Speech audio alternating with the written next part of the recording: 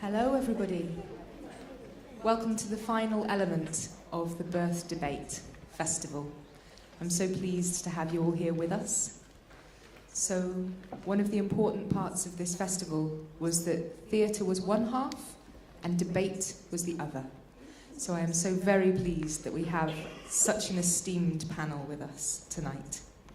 I have a little housekeeping to let you know. So you'll see up here, we have two artists, and they're going to be live sketching the debate so that you know who they are. They haven't just come in. So keep an eye on them as they go. Do you want to give us a wave? Hello. And also, we have two roving mics, this one and another, and we're going to be on this bottom floor. So if you feel that you'll want to have a vocal part of this evening, then we'll ask you to come down to the bottom layer. But if you feel that you just want to sit back and listen, then feel free to stay up there on the balcony. Okay, thank you so much for being with us. And over to the debate. Good evening. Can I add my thanks to Emma, to the Royal Exchange, and to all of you for being here for tonight's discussion. My name is Rowena Burns. I'm here and chairing this debate, I guess, because I'm a member of the Bruntwood and Manchester Science Partnerships team, who are the sponsors of tonight's event. And that's lucky for me. I'd also like to refer to the fact that the Oglesby Charitable Trust and Michael Oglesby, who's in the audience here this evening, have been instrumental in making this extraordinary festival happen. And so thank you to them. It's a privilege to be here, and it's a privilege to chair this debate. I do it in some awe and a degree of trepidation, to be honest. Partly because I think the scale of what has been done to produce this series of plays and the debates which have followed the plays is quite extraordinary and broad in its ambition and its scale and its depth. I'm also in awe because I think the challenge that these productions throw out to all of us is considerable. The plays and the debates that have followed the plays so far have spanned all aspects of our socio and cultural life. They've covered poverty, they've covered education, they've covered politics, oppression, power, cultural norms, and everything pretty much in between. Our task tonight is actually to ask ourselves the question, what next? What do we do with all of this complexity? How do we reduce it to actionable things that we can take forward so that the plays themselves and the festival are actually the start of a journey, not the end of a journey? And we're going to discuss this as a panel, but we'd also like you to be part of that conversation. So in terms of the format for this evening, I'm going to ask this distinguished panel in a few minutes to introduce themselves, to talk for a couple of minutes about who they are, why they're here, and why tonight is important to them, and if they have any thoughts to venture at this stage, what it would be good to leave tonight with in terms of a forward agenda. That will maybe take us the first 10-15 minutes of this evening. After that, I'm going to throw it open to all of you. And if you can, first of all, speak up, because we're in a theatre and we're all thespians this evening. We are live streamed, and having listened to the live streams of the first two panel debates, the ability to be heard is pretty important. We've got roving mics, as Emma has said. If I've pointed to you as a question that I'm about to take, wait till the mic reaches you before you make that question, so that you can be fully heard, both here and by those who are listening elsewhere this evening. I think that's all I want to say by way of introduction. So I'm now going to turn to the person on my left, Jackie, and ask Jackie if you would talk for a couple of minutes about yourself. So I'm Jackie Dunkley-Bent. I'm Professor of Midwifery and Head of Maternity at NHS England. I'm also a practicing midwife. My role is very much advisory in one regard, ensuring that maternity services, as far as possible, provide high quality care for women and their families, but also are safe. And the practice side of my role, I do feel very privileged to be a part of the miracle of birth, and I do think that we are very privileged in this country for most to start out on that miraculous journey and end with a great outcome. And as we know, globally, that isn't necessarily the case for many others. So I'm hoping that this evening will encourage and stimulate discussion about how we can progress together instrumentally specific interventions that may well help others who aren't as fortunate. And I'm thinking about mortality rates, women that enter pregnancy in developing countries and actually may well never see their newborn child or may well die themselves. So I'm really interested in joining in the debate with you about how we can together improve things for women and their families. And just a personal note, early in my career I worked with women who were pregnant as a result of rape and looked after them through their pregnancy, labour and postnatal period, and they were asylum seekers and refugees. So I have a very personal contribution to make tonight about how we can support women in other countries, but I haven't got the answers, I'm afraid. Thank you. My name is Leslie Regan. I'm an obstetrician and gynaecologist, and I'm the Professor and Head of Department at St Mary's Hospital in London. Throughout my career, I've been particularly interested in why women have repeated miscarriages and repeated stillbirths. And I spent most of my time researching and trying to find clinical solutions to that. More recently, though, I think I've become quite fascinated by how we can reshape our healthcare and stop being a disease intervention service and really encourage, in my particular field, women and young girls to take charge of their own health and to understand what they can do to ensure that they have healthy lives and healthy pregnancies, and that their children and as a result their families go on to be much healthier. So I think I've moved from being disease intervention to trying to promote healthcare. And most recently I had the privilege of being asked to set up a programme to promote an improvement and understanding of the benefits of family planning in sub-Saharan Africa. And I can honestly say I think it's the most exciting programme I've ever been involved with in my, 36 years as a doctor, because I really now believe that the only way to make a sustainable difference to women's healthcare is to ensure that every girl and every woman in every society in this world knows how to control her own fertility. So she will be the person that determines how and if and when and how many times she becomes pregnant. And 3 weeks ago I became the first female president of the RCOG, the Royal College of Obstetricians and Gynaecologists, for 65 years. And I'm going to unashamedly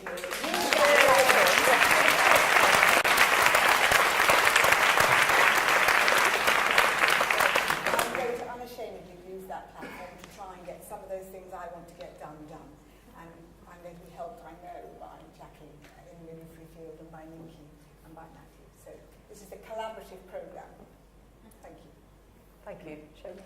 Hi, I'm neither a scholar nor a medical health practitioner, but over the years of being an artist, I've worked in youth and community settings all over England, specifically in Manchester and Greater Manchester, working with young girls and women specifically. And I found in teaching dance or drama skills that we discussed things that were wider than maybe the artistic style I was teaching. And from that, I made several interventions, especially in groups, in the groups that I was teaching, in the Bangladeshi community, Pakistani community, and the young Hindu girls community. They had lots of questions to do with their sexual health and their reproductive health that I found that I had to try and answer for them. So I suppose that was the side of my life before I became an actress that had some public profile. Then once I had this public profile, I thought it was important to highlight those questions that those young people were asking of me and to find out how they could access services in England. Then, I suppose I got involved with my family, and my family are all doctors. Yes, they have pointed out that I haven't been able to spell that word and became an actor. So they were very much involved in, they're very much involved in AGRA, specifically in women's reproductive health and the access for all women to a safe environment to have their babies in. And I got involved in that charity and worked with female empowerment within the communities in India that they work within. And also I'm a sponsor of a child with Plan International, and I've worked in situations and in communities in India, again with them, empowering the female child, and a part of the Because I'm a Girl campaign, which educates young women in these areas. So that's me, and I'm just here. I have no solutions really. I mean, practically I've worked, but that's about it. But I'm here to listen and debate and throw in questions, layperson's questions. Thank you. Okay. My name is Nienke van den Broek. I apologize, that's a long Dutch name. I'm a trained obstetrician gynecologist, and I'm a professor in maternal newborn health. I'm also a mother of a 16-year-old girl, and I've spent quite a lot of my working life in low middle income countries before moving to the favourite city, Liverpool, where I head the Centre for Maternal Newborn Health at the Liverpool School of Tropical Medicine. And I consider myself very privileged to lead effectively a team of people who really want to make a difference to what happens to women during pregnancy, childbirth and after pregnancy when it comes to the healthcare that they require, or when it comes to assessing what type of healthcare they need and what their health needs are. So what we do at the Centre for Maternal Newborn Health is a combination of research, which is, you may think medical research as a lab-based thing, but it's not in our case. It's very much trying to create the evidence for what works and how does that work and why does that work and why does it not work. So that's called implementation research, with a view to making sure that we inform what needs to be done in countries to make sure that the care is in fact available to women and is of a very good quality. And by that I mean that it also looks as women not as patients particularly, but looks at women's needs in a holistic way during and after pregnancy. So that's approximately what I do. And we are the scientific advisors to the fabulous arts group here. For us it's an adventure, and I think on behalf of all of us we are very much enjoying this art-science collaboration, which is such a strong and powerful way, I think, of advocating for women's health, women's needs, women's well-being. And we hope very much that this has legs, that there will be more occasions where these plays and these collaborations can continue. I think to raise advocacy among leaders, policymakers, other members of our community, and also the wider community in these low middle income countries where the need is so terribly high, if I can put it that way. Thank you. Okay. Good evening. My name is Matthews Mathai. I come from India.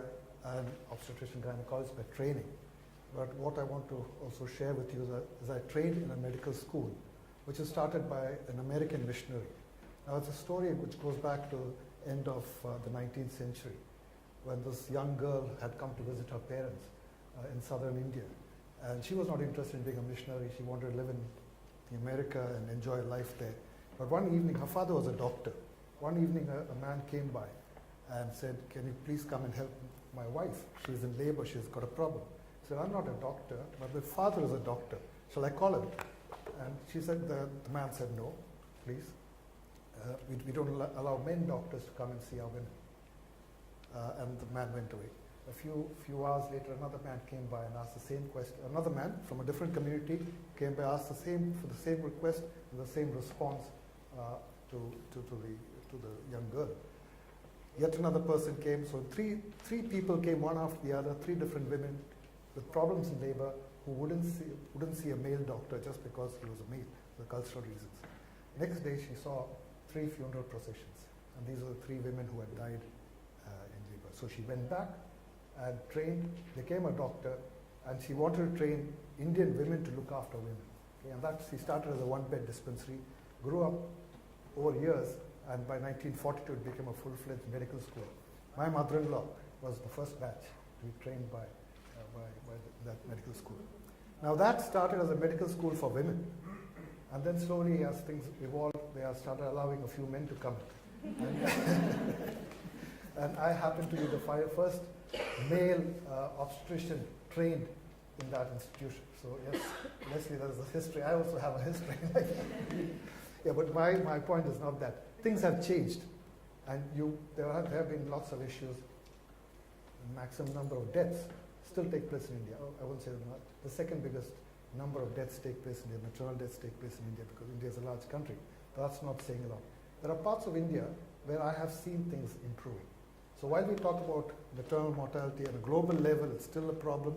Every mother dying is a problem, but there have been changes, and I'm quite happy to bring some of those issues and what has worked in these situations. Thank you. That's a really helpful note to end the introductions on. So what we have in this panel, I think, are a group of people who collectively have worked at the grassroots level, who are hands-on practitioners, who have academic influence, shall we say, and through that academic influence, contact with policymakers and regulators across the globe. We have people who've worked in the UK setting and internationally, and I think in total the range of skills, especially if we put in art in the middle, which is what has brought us all here this evening. And I think that combination of the use of art to explore scientific, societal issues is both exciting and immensely important part of our journey. We could go anywhere and everywhere in this debate as we start, but I'd like to pick up, Matthias, where you left off, actually, which is when I look at the statistic that tells us that there are 2.9 million newborn deaths in the world today, and not much short of that in terms of stillbirths. These are horrendous statistics in a civilized world in the 21st century. But I also know, and we were talking earlier this evening, about the extraordinary and brilliant initiatives which are taking place both in the UK and across the globe. And so I suppose my starting question to all of you, and I'm going to turn to you, Ninka, I think, first of all, in this, is there more cause for optimism than pessimism in our present situation? And do you think the things which have been done globally that have got us to this point, the good and positive things that have been done, are the things that we need to do more of in the future? Yes, that's quite a complicated question to answer, but so I think it's terrible, these numbers, and behind every number is a person and a family. So the last person I saw was in the north of Ghana, a young woman who had just arrived at the hospital and had to leave without a live baby. So that picture stays with us and shouldn't go away, but that should drive us, I think, to the optimism, which is there are solutions. In effect, we do know what is needed for maternal and newborn health, or for mothers and babies' health. It's just a challenge of making sure that that is available and accessible everywhere in the world, and there are not these gross inequalities. So that gives room for optimism. In a way, when I talk to people who are new to the subject area, we're in a lucky position. We don't have to spend a lot of money inventing a very expensive vaccine, which will take us 10 years to do. We actually know what the solutions are, and it's a matter of working out how we can most efficiently and effectively and most woman-friendly put them in place. Can we just develop that thought a bit? Because you're talking primarily here about how we care for women in childbirth. Is that primarily a matter of education or primarily a matter of resource? I think it's a combination of things. There is no single magic solution. I think some of my colleagues have alluded to the fact that there isn't really the one solution. But I think it is also fair to say that between us, we would recommend a certain number of interventions to be, or healthcare packages or educational packages to be in place. And if you talk just around what happens at the time of birth, which I think has been very much the focus subject of this week of plays, I think we know that if you have a skilled birth attendant or a skilled professional midwife or midwifery cadre, so different people have different names, healthcare provider, with you as a woman at the time of birth, then you are much less likely to have death of the woman or the baby at that time, before and after. So that is one, well-described solution that we need to put in place all over the world. How exactly we put that in place then is different in different settings, I think. So that is one of the well-known solutions that is evidence-based and that will work. Quite how we get it in place, I think there are different methods to do that. So that's what we focus on very much in our Centre for Maternal and Newborn Health. It's not the only solution, but it's the one that we would know most about. I think others would have other components of the solution that are equally important. Thank you. Should we hold that thought, actually, that one of the things that we might want to come back to is how that we provide better and more consistent support, skilled support for women, point of which they're having their children. Do other panel members want to pick up that very broad question about sources of optimism and, or indeed the opposite, pessimism? Leslie? Yes, I sort of contribute to this. The purpose of an advocacy is to persuade people to think and to behave differently. And you mentioned the very large numbers of neonatal deaths. And as an obstetrician, I'm particularly interested in the 289,000 women that I know in 2016 are likely to die. Is this switched on? Can you hear me now? I have a feeling that's not on, actually. No, thank you. Does someone want to change? Is that better? Yes. Okay. So I was saying that the purpose of advocacy is to persuade people to think and act differently. And I was alluding to the fact that Rowena had previously mentioned very large and unacceptable number of babies that die at the time of or soon after they're born. And as an obstetrician, I know that in 2016 there will be something in the region of 300,000 women across the globe who will die purely because they became pregnant. And the vast majority of them have no control over whether they did get pregnant. And then I look at the textbook headings for the main reasons why those women die.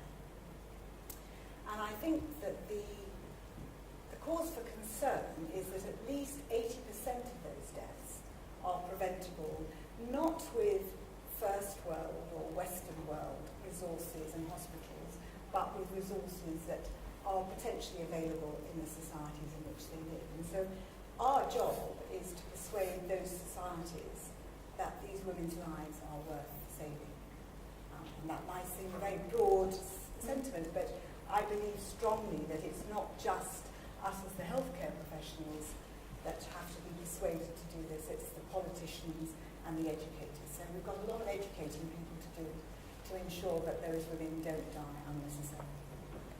I think there's a very strong theme coming through what you've said so far, which is that you need to look behind the healthcare system at the total health and well-being of our society and how we look after our broader social health and cultural health, actually, as a core issue here. Does anybody from the audience want to come in at this point? We've got questions here, here, and here. Or can we get a microphone to first?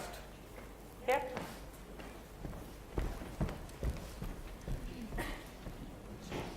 Thank you. Yes, I'd like to take up from Professor Leslie's point or viewpoint and say that I actually take a polar opposite approach. And I feel that the focus of attention should be on the potentiality of the highest experience, human experience of life during birthing. And I'm very anxious, I'm very concerned that much as though I totally appreciate the services of midwifery, and there's absolutely, basic necessity to the whole process. But I am really concerned that the most important thing that you can offer a mother who is in having a normal, natural childbirth is to actually have withdrawal of the midwife, to allow her a gap in which any potential spiritual experience that she may have, and she needs to be alone to have that, and there never seems to be any acknowledgement of this special space to be allowed. Even in, as to the best of my knowledge, in midwifery training, they are so concerned to give loving care that they won't allow the woman to be left alone for a second, because they're caring so much for her. And I feel there's a gap here that very much needs to be acknowledged and explored. Thank you. I think that point came across quite clearly actually in one or two of the plays. And my takeaway from that was that the availability of skilled support needed to sit alongside care and respect for the individual. And I think what you're talking about there is the need to respect the individual woman and the individual woman's needs, which may be spiritual as well as physical needs. Does any panel want to come back? Shall I just respond to that? Jackie? I'll just maybe talk a little bit about midwifery education in England. And the curriculum does teach a holistic healthcare provision. So there is something about physical, psychological, spiritual, sexual health that is taught to our undergraduate trainees. And also when somebody is going through pregnancy or through labour, they have a personalised care plan. So their person that's supporting them, usually the midwife in this country, will know when to provide that space or enable the woman to have that space along with her birth partner, who that might be, who that might happen to be. But I just wanted to reassure you that the undergraduate curriculum in England does recognise that, and there's also something called respectful maternity that is also taught to our undergraduates and our qualified midwives. And indeed, just thinking about charities like the Wellbeing Foundation Africa, to whom I advise on maternity and midwifery matters, are driving forward respectful maternity through states in Africa, and I'm thinking particularly of Lagos in Nigeria, Abuja, and Kwara State. Thank you. There's a microphone on. Back here. Gina.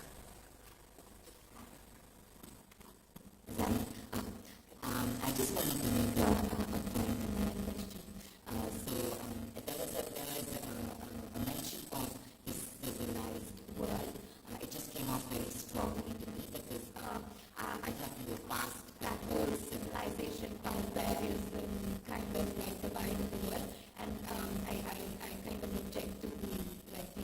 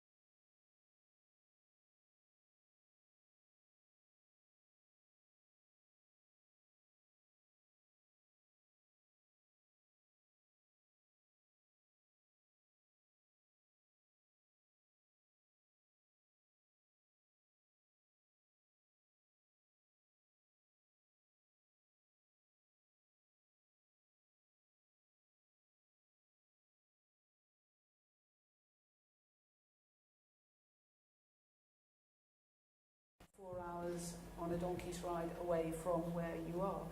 And when you reach the facility or the institute, the health centre or the person who is going to give you that care, there may be a delay in the time that that person gives that. And all those delays are affected by other things than pure medical causes. They are affected by poverty, education, community beliefs, if you like. So it's a very complex lot of why reasons, why do women have to die? But you could argue that all of them, there are solutions for these that we could put in place that would lead to the number of women dying from preventable deaths being really reduced. And there are global targets now to sort of get on with that and scale up those solutions. Yeah, if I would just add, I mean, these complications can happen to anybody. Any pregnancy carries risks. There are certain risks. Till everything's over, you cannot say everything was all right. And one good example is the case of bleeding after childbirth. Yes, we have prevention, but sometimes if she starts bleeding and then you stop, there should be somebody there immediately to be able to assist and take the right treatment.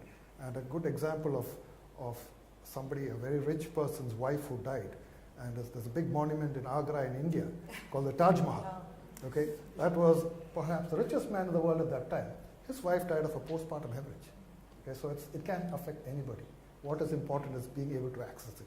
And having a traditional birth attendant at that point may be good for some parts of it, but not certainly for her to get the right interventions.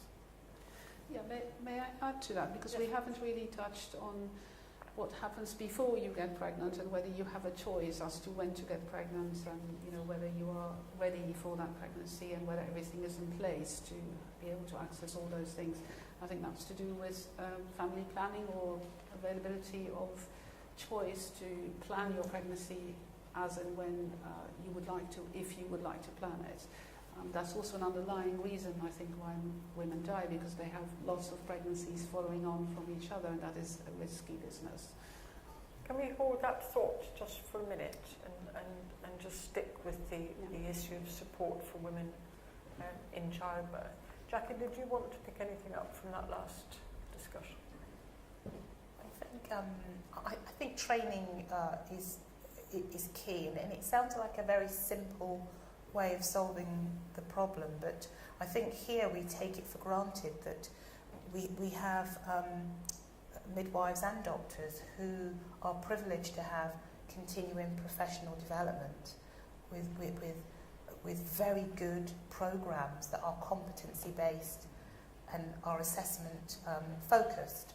And if you think about globally in developing countries where their death rate for mums and babies is demonstrably high, and a good 50% of those women won't have anybody supporting them during pregnancy and the labour.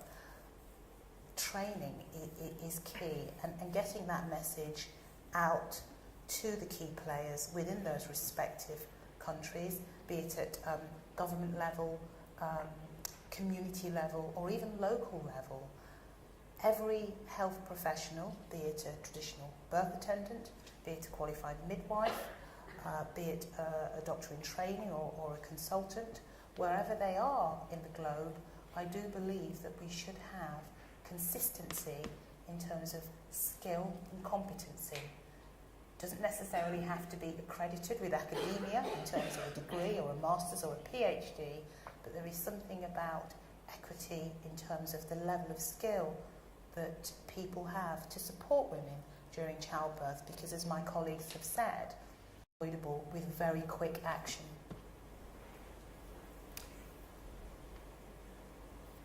So what would be your top 2-3 things that could be done either by colleagues in this country working globally or by bodies like the World Health Organization, for example, that could start to tackle those very solvable problems? I'm going to do it all the way through this evening when we kind of pick up the topic before we leave, and I'm going to try to drive for Can I just share 2-3 things. Do that, Jackie. I'll just share an initiative, or a few initiatives that a charity called Wellbeing Foundation Africa are currently undertaking. This charity is, like many charities, I guess, trying to reduce the death rate in Africa, in particular for this charity. And there are several initiatives that they're undertaking. One is called Mama Care, and I love that term. And they have two approaches. The first approach is that they drive forward emergency training, or training that picks up emergency issues like some of the things that kill women, like non-timely intervention when they're bleeding, or items like that. So it's called drills and skills, or emergency skills training. They're driving that through the communities, and they have, in 3 states, touched the experiences of hundreds of thousands of women who, at the hand of their health professional who has been trained, has not died. They've got some very good data regarding the impact of that training. And also the second part of Mama Care, which really excites me, is that there are midwives who are being trained who wouldn't necessarily have the skill to undertake antenatal education, teaching women who are pregnant about reduced fetal movement. If your baby doesn't move, do something about it. If you have a headache, this means that you may well be developing a problem. Do something about it. They're also teaching empowerment. They're teaching women how to have some control, and enabling them to make some decisions about their pregnancies and their labours, and hopefully timing of next pregnancy. And that programme has influenced 200,000 women, and for those women, they've had good outcomes, either timely intervention to access care, or indeed good outcomes from their labours. So I just wanted to share that there are things that can happen, and that they may seem very basic, but they have demonstrably good impact and outcome. Thank you. Question patiently waiting down here at the front. Actually, if you'll forgive me, it isn't a question, it's more a contribution. Go for it, yeah. If I can return to some of the things you were talking about a few minutes ago. When I was outside, I saw on a piece of white card the quotation from Professor Fatala from about 28, 30 years ago. The one I'm paraphrasing now, but the gist of it was that women are not dying for reasons we can't treat. They're dying because we've yet to make the decisions that their lives are worth saving. Now, that's the bad news, that's still sometimes frequently the case. The good news is that the number of mothers who are dying has halved in the last 15 years. It still means that a mother's dying every 2 minutes somewhere in the world for preventable causes. But I'm a layperson, so for me, one of the easiest ways of getting some insight into the complexity and the layering of the problems here was I watched a film that had been made that's on YouTube. It's called Why Did Mrs. X Die? And I'm just recommending it to anybody else who wants to. It's about 15 minutes, and I think I'm sure the panel know it well. It's a very good introduction to the difficulties, but it also, in identifying those, begins to point out some of the potential interventions that can have a dramatic impact on improving things for women. Thank you. Thank you. I think there are two things here. One is that actually there are really some quite simple things that can be done that aren't hugely expensive, and that should be done. But the second, you've introduced a second thing actually, which is about information and empowerment. And people very often use the word education. We need to educate women. We need to educate mothers. In fact, in the discussion that we were having earlier this evening, we felt that was simply the wrong way to think of it. And that actually what women needed was to be empowered to make those decisions about seeking help because they've got a headache that shouldn't be there, or seeking help because they've started to bleed, shouldn't be happening, and so on. So I want to come back to that in the context of social media. And very often it's the men who need to understand that, because they are often with the power. Yes, indeed so. Shona. I was just thinking about all of that just then, and I was thinking that it's important then, from an artistic point of view, to make the intervention there in the education and the empowerment of young girls and women to understand why they should go when they've got a headache. It's not necessarily, I've got a headache, I need to go and solve this and get a cure for that. It's why they should go, why they should feel valuable enough to go. So that's where I think art comes in, and that's where work has to be done at grassroots level, where you have artists maybe coming and talking to women in a way that you can use those skills to make them understand their value. It can't just be health professionals who do this. That's what I wanted to say. Absolutely right. Was another question just here? Yeah. Okay. This is not a question or a comment, and I hesitate to speak, but it's a provocation. I think the panel is being extremely reasonable, and I think we should go beyond the technical level. You know, we have such distinguished panelists here who are leading in influential positions, but the fundamental issue here is about inequality. We've heard that we know what ails the world of birth, and we have all the interventions that can be made.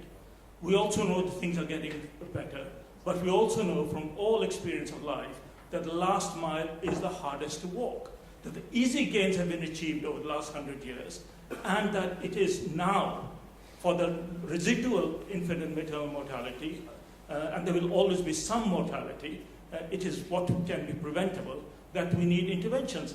And of course we know that poverty and education underlie this. But of course, poverty and education are spoken about as if they are causes. They are not. They are alibis. And what I'd like to hear from the panel is: don't they get angry? Do they have not any emotion beyond the technical way in which they're speaking to talk about the injustices in the world? Mothers die, children die, not because of poverty or alone or lack of education, not because they don't have to walk to hospitals or this, that, the other, but fundamentally because of the unfair system in which we live. And the unfairness starts at the very top. I'd like to ask the Royal College of Obstetricians and Gynecologists what they are doing. I'd like to ask obstetricians like you, brought up in India, what you are doing in those particular areas. And my colleague in the Liverpool School of Tropical Medicine, I know what she's doing, but I'd like to know how midwifery in the National Health Service is contributing to reducing global health inequalities, not just here in England. So really, in a sense, I'd like us to move to a different level of debate, if the chair allows, because this is the final debate of this week, and we want to get to some more fundamental and not just technical answers. I think that's a great point. Thank you. I'd be very happy to start to answer your provocation. I think it's excellent. So, as I was saying when I introduced myself, I'm going to use my platform for the next 3 years to try and hammer home that point. And that I think that healthcare interventions, or the disease intervention service that I was trained to work in, we know only produces or only achieves a third of improvement in healthcare. And the other 2/3 is about inequity and inequality and poor education and all of the things that you've alluded to. And I think that everyone who's in my position, and I know that Jackie shares my view, and I know that Minky and Matthew do as well, wants to use every possible opportunity of interacting with policymakers and politicians to actually push forward those points. Now, I can't do it for the whole of medicine, but I did on Monday morning. For reasons I won't trouble you with, I had to sit down with the Secretary of State, and I was straight in there. I want you to do this, and this to help improve women's health. And I know that's only a very small thing, but I think every one of us has an obligation to keep on doing it. I was very, very struck about 5 years ago by, was it Lily, what was her name, Lily Tomlinson, that quote. Yes. And I kept asking myself, why doesn't someone do something about this? And then I turned around and realised, actually, I'm one of those somebodies. And so I think that everybody involved in women's healthcare needs to actually reckon that woman by woman, girl by girl, they've got to try and use every opportunity to change it. And that's why the Royal College of Obstetricians and Gynecologists, under my leadership, and with this Leading Safe Choices programme, so not Mama, what was it, Mama? Mama Care. Mama Care. But our family planning programme is called Leading Safe Choices. And it's not just about providing family planning to women in sub-Saharan Africa. It's actually about getting them to understand that they have a choice to make and getting them empowered to make that choice and persuading their families as well to help them do that. Thank you. I think we're going to stick with the subject for a while.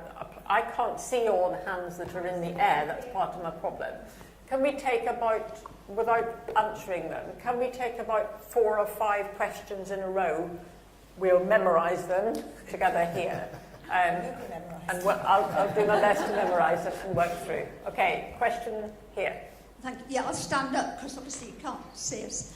My name's Hilary Burridge and I've just written 2 books on FGM. One of them is a textbook introducing the concept and all the facets of it, both in the UK and the other is case studies, about 70 case studies of people who are either experienced it or fighting against it or whatever, which brings me to a very sort of, if you like, wide understanding insofar as any of us can claim one on that subject. Now, we know that the interventions that work best are intermediate technology. We can go fancy for when we have the resources to do so, but mostly what we need is good knowledge, good delivery of service at, as I say, an intermediate technology, a sort of what you can take on your bicycle in a medical case. Technology will quite often do the trick if it's delivered at the right time in the right way. What we haven't seemed to be able to do always, and sometimes we have managed to do it, I'm talking about us globally as responsible citizens, is delivering that in a way that makes it usable, accessible to people who need it. I suspect, my question to the panel is this. I'm a sociologist, so okay, I've got a particular interest. But how can sociologists and anthropologists contribute to your delivering the intermediate technology that you know works in a way that is effective? That includes socioeconomic issues and others. But how can we, as social scientists, as people who try to interpret the world, deliver better on the knowledge you need to make sure that women and babies and their families are protected and cared for in the best way possible in a lot of different contexts and understanding different things. And I would just add one little thing to that.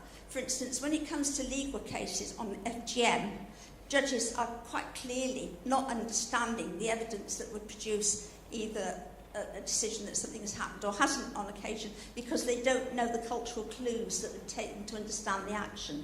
So that's, if you like, preventive stuff as well. We need to know, what do we need to know to make the technology deliverable? Okay, so I think the question there is how can social scientists play a bigger part in helping to support the use of technology in cases of FGM? Okay, can we just hold that thought for a moment? There's one here. Yeah. And one here. Hi, my name's Sally Hyman. I have set up a small not-for-profit organisation called Cribs, which takes refugee, pregnant and newborn families out of the camps in Greece. My question is related to what the gentleman down here said. In Greece, the obstetric state service is a disaster area. There is obstetric violence committed by doctors and midwives on refugees. And when I say violence, I'm talking about refugee women being raped by hand by doctors after they've given birth. There is no pain relief in the state service, including gas and air, including pethidine, unless you're having a C-section, which is at a rate of up to 80%. There is highly restricted visiting in the SCABUs and in the general nurseries of about 45 minutes per day for postnatal women, including those who've had C-sections. And the Greek midwives are legally disempowered. The Red Cross are on the ground. They are also awful, in my opinion. I have seen terrible things done by the Red Cross to small babies who've been sick, whilst the head of the Red Cross in the US earns $800,000 a year. This is a situation of desperate political inequality in a country within the EU, which is being done against people who have already suffered terrible, terrible things. We saw the play today about Syria. What are you personally, in your positions of significant power, going to do to put pressure on the Greek state, to put pressure on the EU, to put pressure on organisations like the Red Cross, which do not currently provide decent ability for women to stop being pregnant, or getting pregnant with children under 1? What are you personally going to do to improve the situation for refugee women in Greece? Okay, thank you. So a second question there on the obstetric treatment and care available to pregnant women in Greece. I'll take one more actually and then we'll answer these in turn. Yeah. Where am I going? Thank you. I'll stand up so you can see me. My name's Jenny Amery. I'm a public health doctor and I've lived and worked on maternal and child health in Latin America and India. And 10 years ago, when I was living and working in India, there was a very interesting report by Lynn Friedman, who's an academic human rights lawyer, about maternal deaths. And it was called Who's Got the Power? And I was very interested in Leslie and Jacqueline's and others' comments on the empowerment of women. But I think this is a really big and important issue if we're actually going to make a difference and reach the women who are hardest to reach. The interventions are known, as Ninki says, the evidence is there. When people arrive, if there are good quality services, their lives can be saved. But what are the issues about power relations in society and the role of men? So this goes from how many women can actually read and write and access information, who makes the decisions, who has the power to make decisions in the family. There are women who know they should go to hospital, but the family actually has reasons why they don't want them to go. Who has economic power? Many women have no economic power. They can't pay for transport to get to the hospital. And then what about the power relations within the hospital? I think Leslie's post is great, but obstetrics and gynecology is dominated by men. Midwives are mostly women. In many institutions in poorer countries, there are huge issues there of power dynamics and prioritisation within services. The quote we heard from somebody over here about the political commitment. Are governments actually serious about investing in services? Not, as Ninki says, to invent a new vaccine that will take 10 years, but actually to finance the services that will make a difference. And so one of the issues, I think, in terms of my colleague behind me about the role of social science, I learned a huge amount from social and political scientists about the broader societal impacts and the things that can be done. Now, as technical health workers, we can't always influence them, but we do have to be aware of those, and I think power dynamics at all levels of society are really important, because we can have the technical solutions, but the women who need them won't actually receive them unless those broader power dynamics are understood and challenged. Sorry, it's not a question.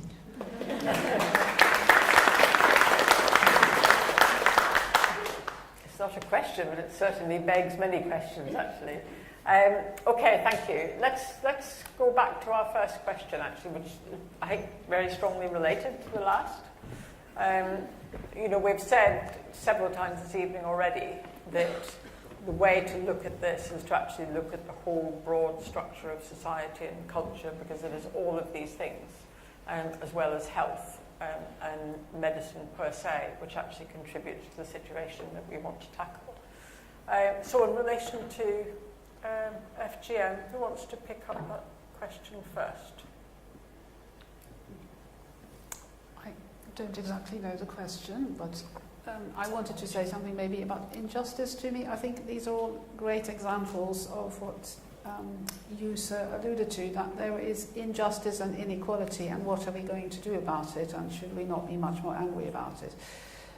May I respond to that? Because I think that relates then to the example of the FGM. What are we going to do about it? So I think the specific point that was being made, actually, is that there are intermediate technologies that are available, but actually perhaps aren't being deployed as systematically as they might be, and how could social science help to bridge that gap? Shall I just briefly mention that it's an interesting approach that you take with regards to technology, and I think for many midwives in the UK that travel out to other countries to create social movements, to lobby.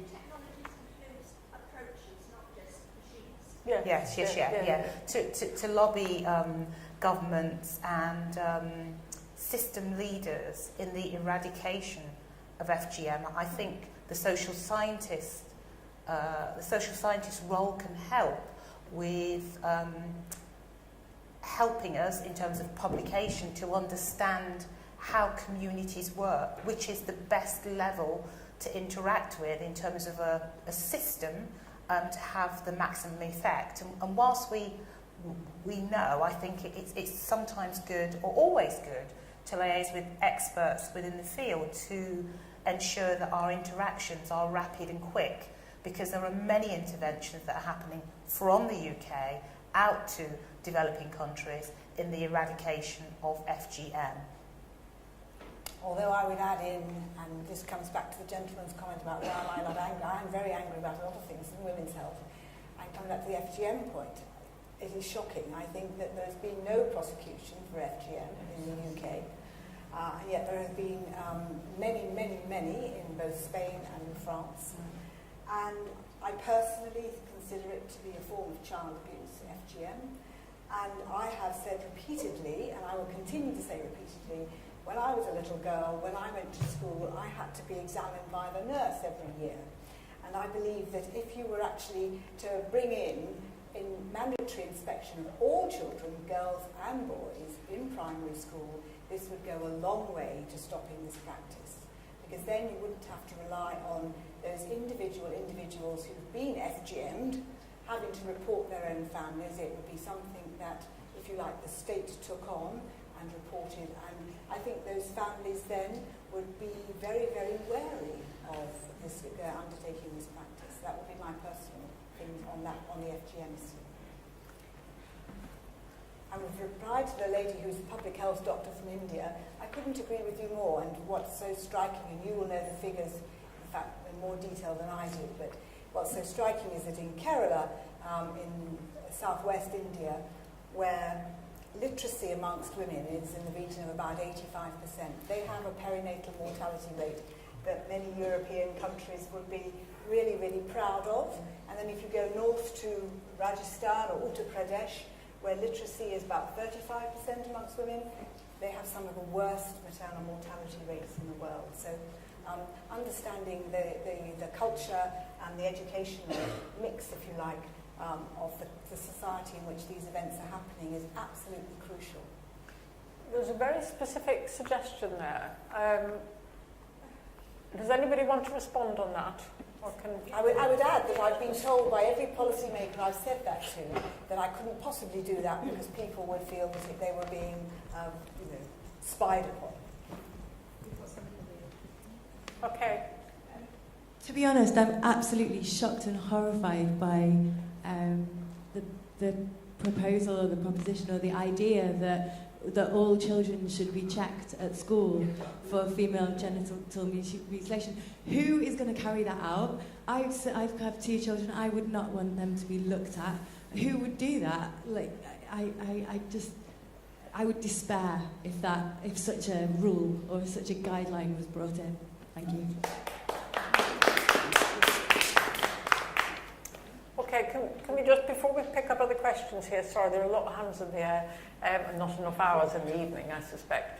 Can we come back to the question here from the front, actually, which was about the services that are available or not available, rather, to refugees, particularly in Greece? Because that was quite shocking.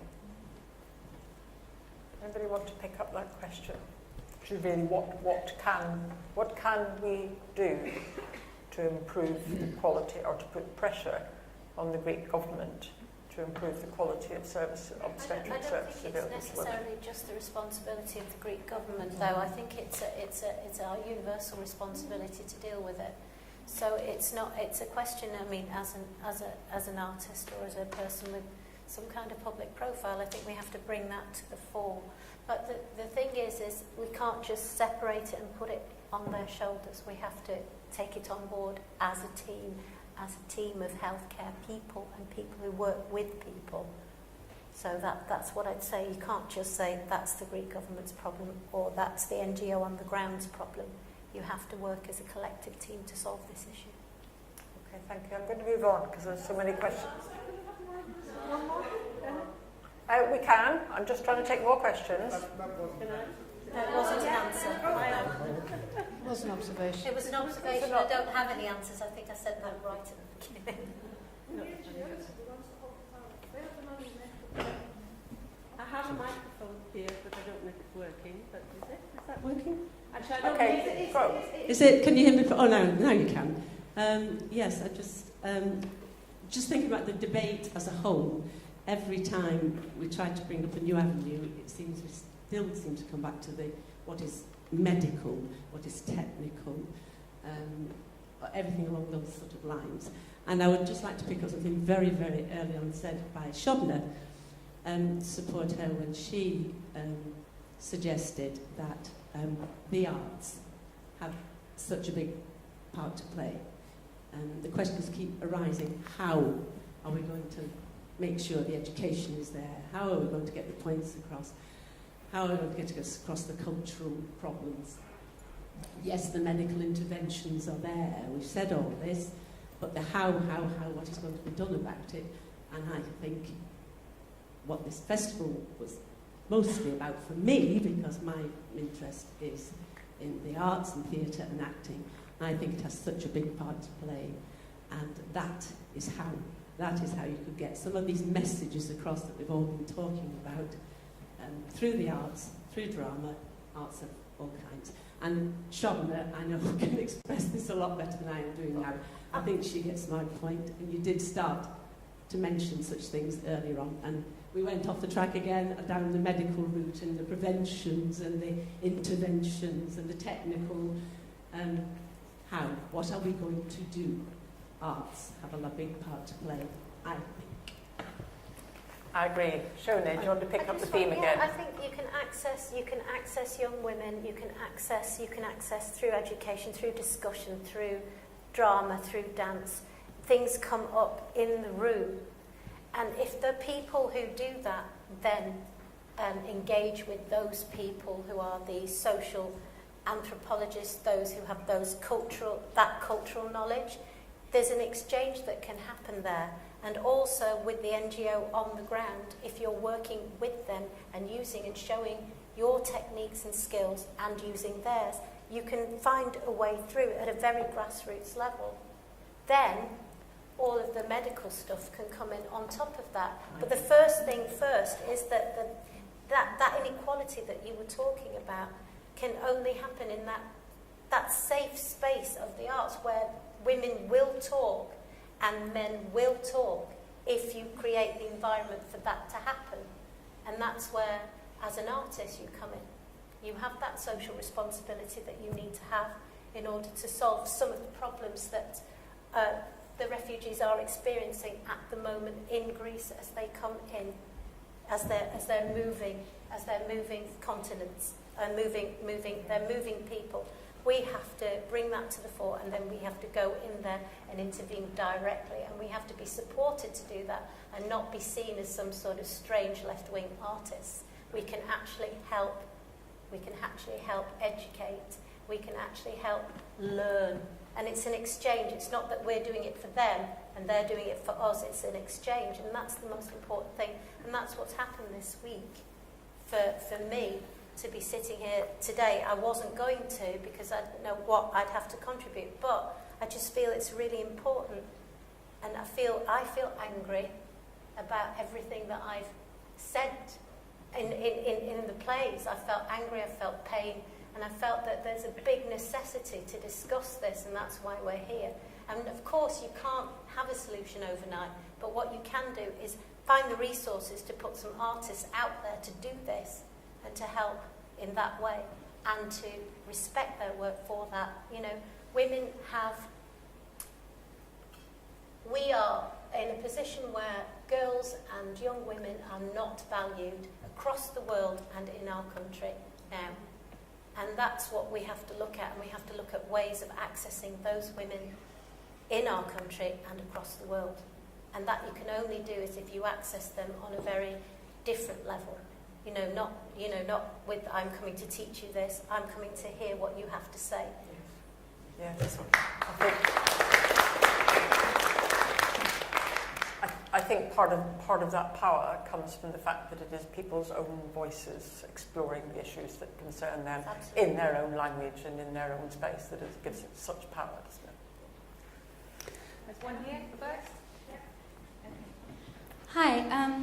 So I just wanted to ask, there's been a lot of conversation, a lot of discussion about education as a means of increasing access or opportunities for attending deliveries with skilled labor, but what about where education fails? For example, in Uganda, I know one of the biggest reasons that women say that they don't go to hospitals for deliveries because they personally or friends or relatives have had very negative experiences when they've gone to hospital, often because of personal interactions with midwives, which in turn can sometimes, I think, be because midwives, especially in rural areas, are overworked and overburdened and don't have enough support in a variety of ways. So I just wondered about, education is one thing, but what about that kind of infrastructure and support? Okay. And I think you're absolutely right. I think it takes a village to support that movement and to ensure that there is cultural change, both from what every person who calls themselves a health professional to be, so that there may well be people who are working as midwives but aren't necessarily able to deploy that role appropriately. And I go back to something I mentioned earlier called respectful maternity, that is something that is being driven forward in this country, but also in developing countries. I've talked about the charity that I support and how they are trying to get midwives, doctors, traditional birth attendants, women, communities, people that aren't pregnant, spiritual leaders to recognise the contribution that women make and who they are and how valuable they are in growing that village. So there's an awful lot of work being undertaken about respect each other, who we are, what we contribute. But I think this is cultural change, and it's everybody's responsibility. And I'll just go back to something actually that was said about drama and the FGM, the social scientist that mentioned about FGM. At the moment that there are several groups, one in particular called Diaspora and Hands, and they dramatise FGM. So these are people from countries where FGM has a high prevalence, and they are dramatising what it is from a very young child.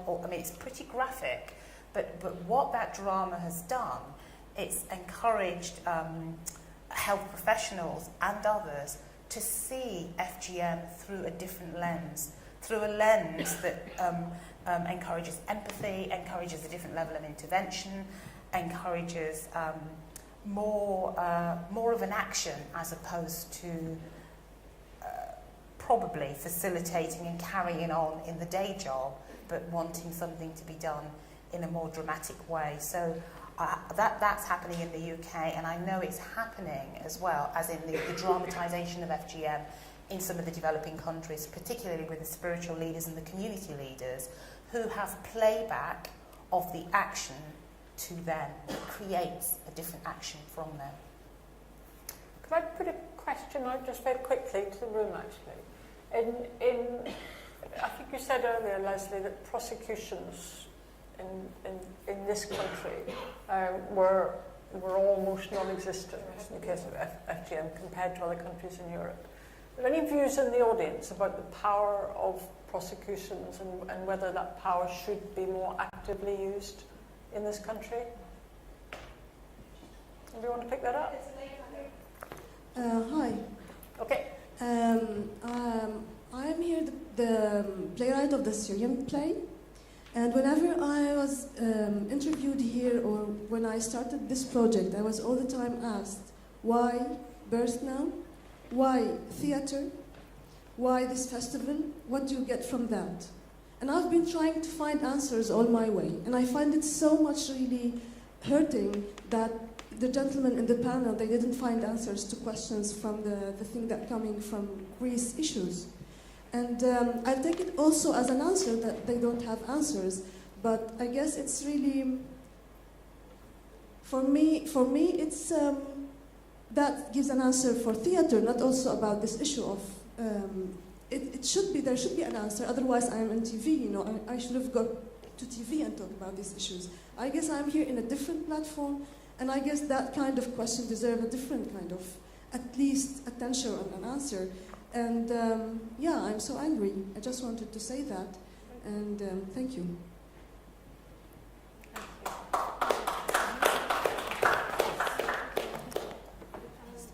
Okay, who else wants to come in? Hello there. Can you hear me? I'm Bridget McConville from White Ribbon Alliance. And I just wanted to speak to the words about anger that are coming from the audience and the frustration with the lack of answers. And I think that this is, we've got a situation where maternal deaths are down by half in the last 10, 15 years, which is a huge achievement. And that's an achievement of advocacy. That's an achievement of everybody working together to persuade governments that this has to be done. But what it tells me also is we can get halfway there, we can get all the way there. If we haven't achieved that, that's because our politicians don't care enough. This is a political issue. The fact that women are dying, I have colleagues in India who say every maternal death is a murder. It's neglect of a woman. So why aren't we responding? We can respond by holding our politicians to account for their promises. Now, two things need to happen. The citizens of the world, the people who are most vulnerable, need to know what their rights are. Our governments have signed up to multiple instruments. So, Jackie, you've been talking about respect for maternity care. Our governments signed up to that. The governments of the world have signed up to these instruments. Do they keep them? No. How can we make them? By informing citizens of what their rights are and by holding them accountable. We, and fortunately in democratic countries, have a vote.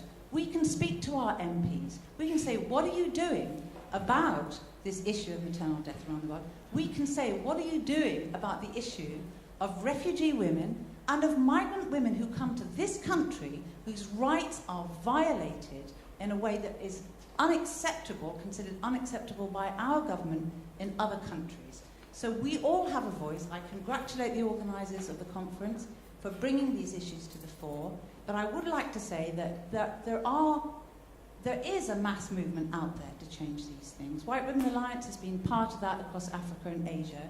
We can all be part of that, and we all have a responsibility and an opportunity. We're powerful people in the West. We can make our voices heard. We can speak to our politicians. We can inform ourselves and speak to the media. We can support initiatives like that. But we must be driven by the anger that is felt in this room about the deep, deep injustice of the numbers of women who still die in childbirth, because it is the biggest global inequality in health in the entire world, and we have an opportunity to change it. If we've fixed half of it, we can fix the other half. And I'm going to pass the mic to my young colleague here who's got another important point. Thank you.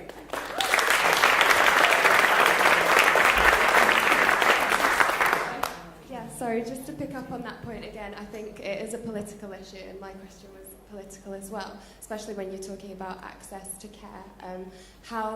How can we get rid of inequality when healthcare itself is privatised? And yeah, I just wanted to throw that as a question to the panel.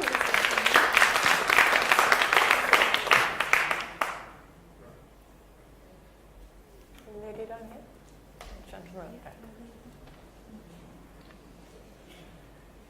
Oh, you've had one question. Has there anybody been waiting to come in? I'm sorry, I'm not trying to deny you, but Hi. if we've got time, we'll come Hello. back. Hi, my name's Simon Cox. I'm an HIV specialist nurse, actually. But it just occurs to me that many of the deaths maybe in these countries that we're talking about are deeply patriarchal societies. And it's the fundamental inequality that goes around. The men in charge have got no interest whatsoever in the rights of a lot of people in the country, let alone the autonomy of females to choose what they want to do with their bodies. So you're right in saying it's the political pressure from outside, and our politicians, through aid or whatever, how will women in these countries ever get barely any rights? It's tragic. My mother was born in 1928, and we only got a vote in this country for women in that year. It's amazing. Thank you. Gentleman here at the back, I think. Been waiting for a while.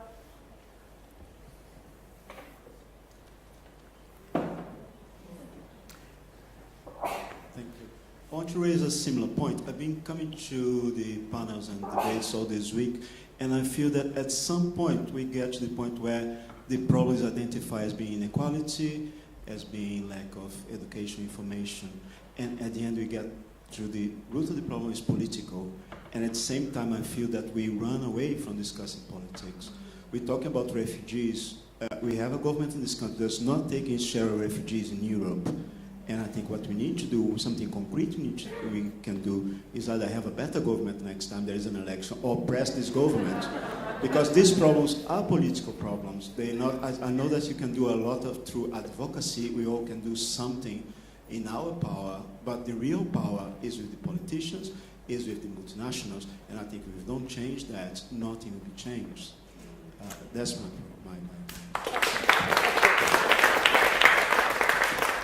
I'd like to come just to the panel here for a moment, actually, because I think there's a pretty strong view coming from this audience that actually there needs to be a bit tougher more of a tougher campaigning approach to these issues. Because politicians only respond to effective campaigns, that's what they respond to. And we have here in this panel got a group of people who individually and collectively have a certain amount of influence, if you like, with policymakers and government. And so, Leslie, I guess to you first, to what extent do you think more concerted and more public lobbying from bodies like the Royal Colleges and from practitioners as well would have a greater effect, or more galvanising effect, if you like, on politicians than is currently the case? Well, you can always do better, number one. But every time I hear about an opportunity being lost and trying to change policy or drive home what I think is an improvement, the question I always ask myself is, why haven't I convinced that person of the evidence? Because I'm quite an evidence-based person. I mean, yes, there are some emotive things, but I can usually find evidence to support the intervention or the change of attitude or the change in culture that I'm trying to protect. So I suppose it comes back to the advocacy thing, and I'm not ducking the question, but when the current Prime Minister doesn't follow the advice and doesn't do what I think is the right thing for women's health, I'm going to be left with the question, well, why haven't I been able to persuade her? So the answer to your, it's not an answer, my ongoing commentary is that I'm going to do whatever I can to persuade people to make the right decisions. And I accept the fact that sometimes I think I will succeed and sometimes I expect I will fail, because the political machine has got a different end game to the one that I'm trying to get to. Isn't it the case that very often the lobbies that succeed are those that take 2 or 3 very specific campaigning things and don't let go of them, the dog with the bone? And particularly if you can articulate those in a way that grabs, I hate to say it, the media's attention, because nobody's mentioned the media this evening, which is actually quite surprising, given its power. And we're not actually a campaigning country, really. There isn't a lot of real grassroots campaigning, effective campaigning that happens in this country. Are we up for changing that? I think we're up for changing that. Maybe not just in this country, but I think advocacy and campaigning has to be at different levels. So in our job, in my job, we often talk to politicians. They may not necessarily be the Minister of Health, they may be the group of people influencing what the minister decides or carrying out what the minister decides, they're often very lacking in information, and they want solutions that are known to be efficient and effective. I would like to give politicians an opportunity and a slightly better press. I think many of them I meet, they are willing, they want change, but they've got a lot on their plate, and yes, they do need 2-3 things, and we need to be much braver in talking to them. And someone many years ago said to me, you should be having lunch with the Minister of Health, when I was like, but I'm a medic, you know, I can't really do anything.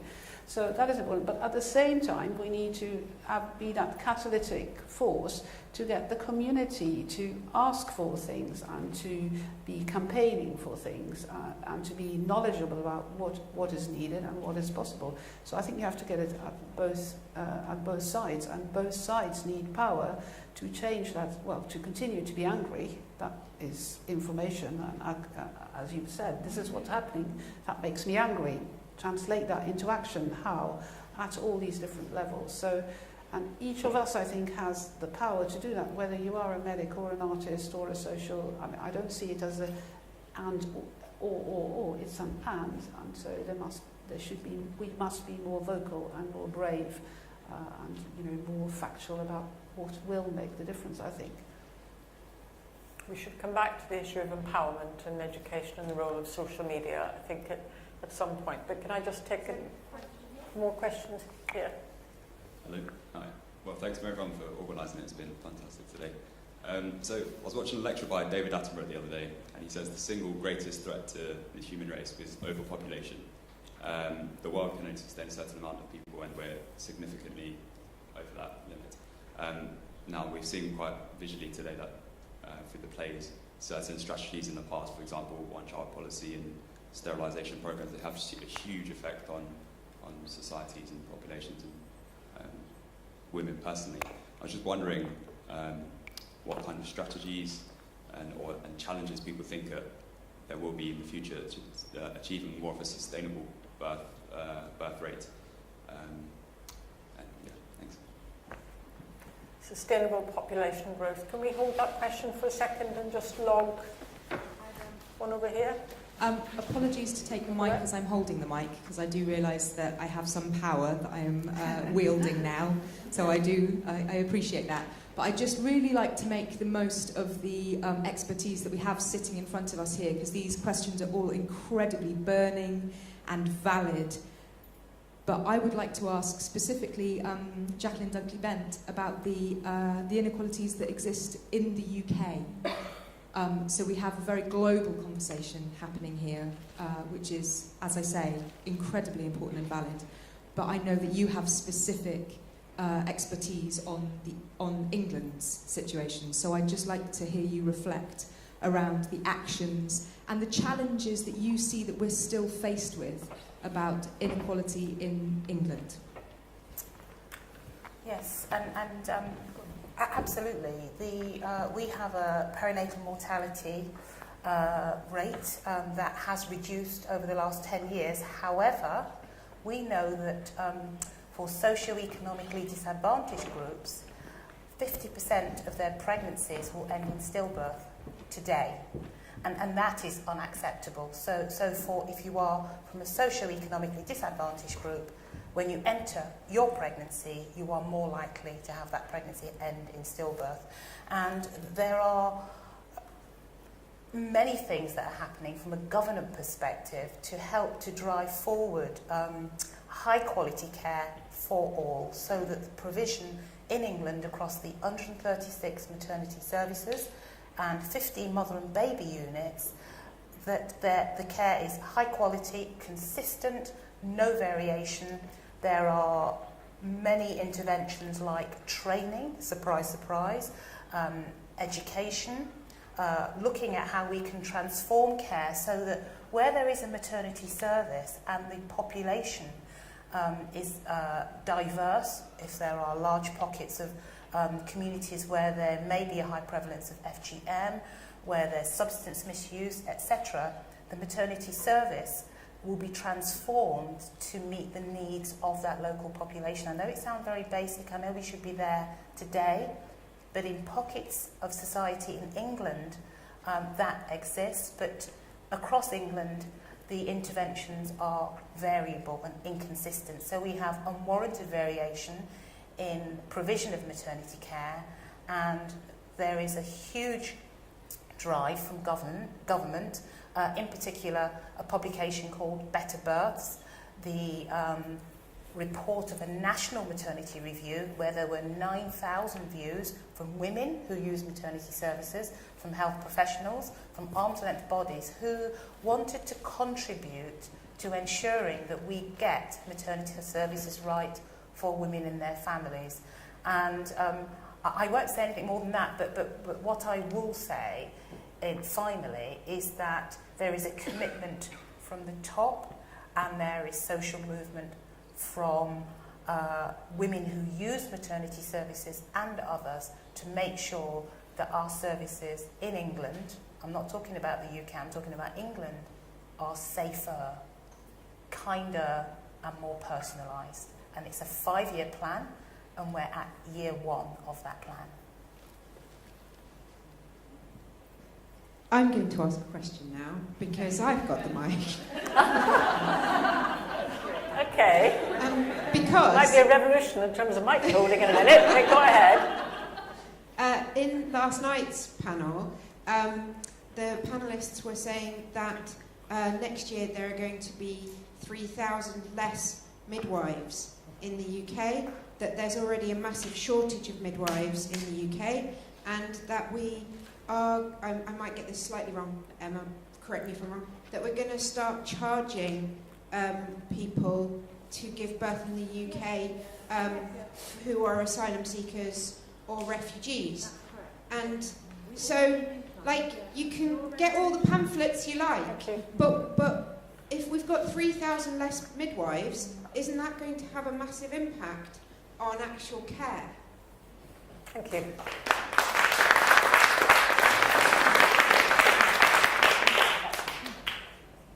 Thank you for that question.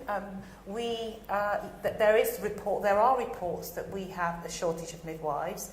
However, the report that I alluded to earlier, Better Births, the report of the National Maternity Review, is looking at how we transform maternity services to make them more efficient. So women, in childbearing women and others, say that they want maternity services to provide continuity for them, to work with teams of women whereby women can get to know the midwife that's caring for them, and that requires system change. That system change will assist with some of the models of care delivery that the shortages of midwives may well help with. And so in addition to that, I just wanted to say that shortages of midwives means that we should look at, in England, how we can work with our maternity support workers, healthcare assistants, and skill those workers to support women during their pregnancy journey, and also work with midwives. Our NHS is free at the point of entry. There is no woman who is asylum seeker and refugee who is turned away from receiving care, or indeed the care of her baby. Women are not turned away. I actually ran a clinic myself, and I received many women. In fact, I worked with the Refugee Council and ensured that anybody that was pregnant came straight through to my clinic and accessed the care that they needed. However, my colleagues in the audience are right that there is a process that one goes through if you do not have recourse to public funds to try and ensure that payment is made. Now, I say that in the loosest term because if money isn't there, then payment can't be made. But the point is, every woman in this country will receive the care that they need when they enter maternity services. Sorry, we've got a question unanswered. I think Kim from... Yeah. To this. Okay, we'll come back to you in a moment. Yeah. I'm from City of Sanctuary Maternity Stream. We're just starting a maternity stream for... it's already happening in Leeds and Bradford, but here in Manchester, there's a real need for services to be accessible to refugee and asylum-seeking women. And I'm really, really shocked at what's happening. This government is actually deterring the most vulnerable women for coming for care, because women are charged afterwards. So they know this, and this affects their asylum claims later. Midwives, I agree with you, Jackie, they will treat women, but if it's seen as routine care, women are charged afterwards. And now St George's is doing a pilot study whereby all women are going to be asked for their passports before they get care, and midwives are going to be asked to police this. And I feel that this has been an amazing week. And I think a message could go out very strongly, because if we treat refugee and asylum seekers in this country like that, we can't talk about other countries. We have to. Greece, that's a horrific situation. But women here, vulnerable women are 6 times more likely to die. It's not just babies dying, it's mothers dying. CMA's report picked up that refugee and asylum seeking women are the most vulnerable women. And we need, I think, to send a strong message. If we're doing that in this country, we can talk to other countries and hold our heads up high that we're treating women as they should be treated. And it's here now, and I think we should say something about that. The risk of deportation, sorry, just one last thing. If they then have charges that they obviously can't pay, then that affects their asylum claim, and they're likely to be deported. Thank you. Can I bring the mic down to the front here? Been waiting for a while. Thank you. A few different points, but I think I want to touch on what you said. I think I work in the NHS, and healthcare assistants and maternity assistants do a fantastic job. But I think to put more and more responsibility on them sounds like a race to the bottom. And actually, I think that we should be striving to provide more doctors, more midwives, more nurses, because we have an ever-expanding population that is more and more complex. That's point number 1. Point number 2, I couldn't agree with you more. I remember, I'm an obstetric trainee now, but when I was doing my GP job, having a woman who was around 8 weeks pregnant, she'd not been scanned, she was an asylum seeker, we had to use a phone translator, so I saw that she's a vulnerable woman, and it was a difficult conversation. I thought, I'm not sure actually if she's got an ectopic. And I sent her up in the faith that she'd be scanned and she'd be taken care of. And the letter I got the next day, I thought, oh, this is her scan report. And it wasn't. It was a letter saying, you've now flagged her up and she's been asked to pay for this. And I thought, she was actually 8 weeks pregnant. I thought, she's at the beginning of her maternity care, of her antenatal care. And what's her relationship going to be like for the rest of her antenatal care in this pregnancy, let alone future ones? It was worrying.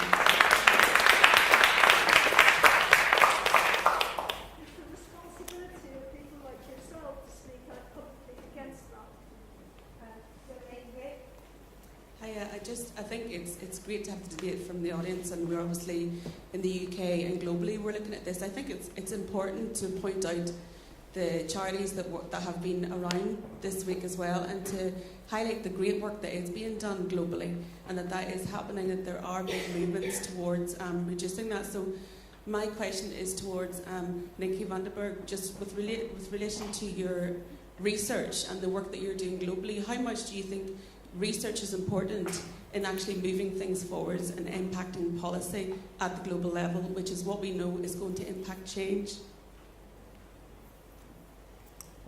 Nick, do you want to pick that up? How is research important and to move this global agenda? I think the researchers have a moral obligation to put together, in fact, what effectively is information. In our case, information of what works and what doesn't work. I think we don't have time to lose. We don't have exactly a huge resource envelope that we can afford to waste. So the role of research is to really point out this works if you deliver it in this way, in this setting. And then just creating that information is not enough responsibility, I think, for the researcher.